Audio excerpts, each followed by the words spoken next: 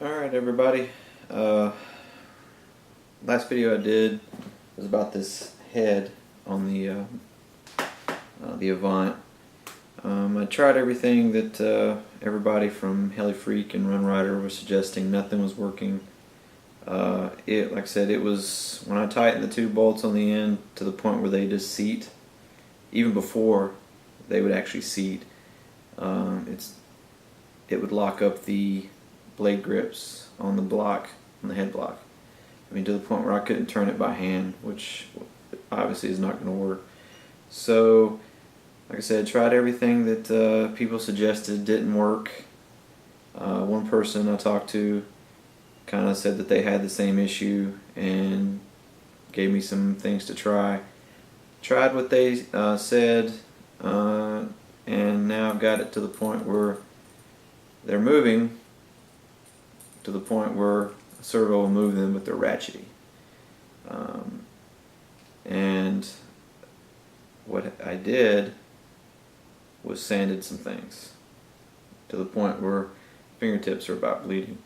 The spacer, there's two bearings in the blade grip. The spacer, the outer wall of the thrust bearing, the roller, and the inner wall, roller, outer wall, washer, and the bolt.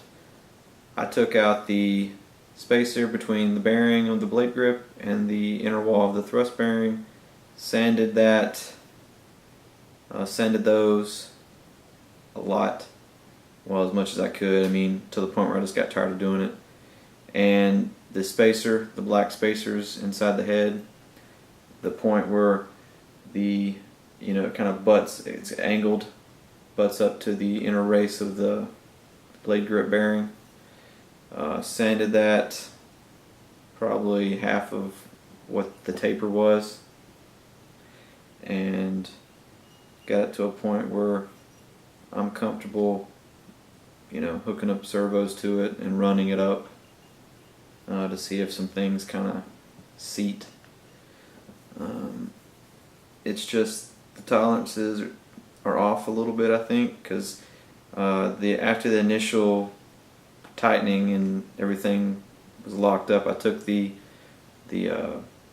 bolt out of one end because one always loosens before the other.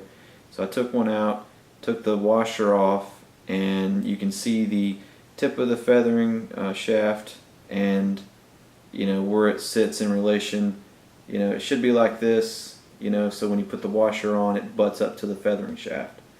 It was down here, probably 2 millimeters. You had to take, that was what I had to get rid of, was basically almost 2 millimeters to bring it up to where it would seat like it should, which is quite a bit with something like this. So I think they need to adjust. Either the easiest fix would be to change the spacer. I mean, literally, if you made that, God, you don't need much of a thickness on the spacer. Half a millimeter, or just a little bit more than that maybe. But 1 millimeter is just too much. So you could. But I mean, I don't get it. Some people don't have this problem. So what I think maybe the issue is, maybe these don't get cut deep enough, so the spacers don't push in far enough, or the dampeners don't push in far enough. I don't know. Just sucks I had to do all that, with this brand new helicopter. So we'll see. I mean, I guess I could have sent it back and had them do something, but like I said, it's put together right. So that's what I did. We'll see how it goes. Like I said, worst case, I got to replace dampener and two dampeners and two spacers. So we'll see after I run it up. I'm going to go ahead and put the head back on, get the servos in. Somebody mentioned that you need a certain servo arm. I'm going to try the ones I got. If they don't work, then I'll order some new ones. But that's it for now. So thanks for the guys that were helping. Like I said, I don't know if this is the right answer, but it's what I'm going to try.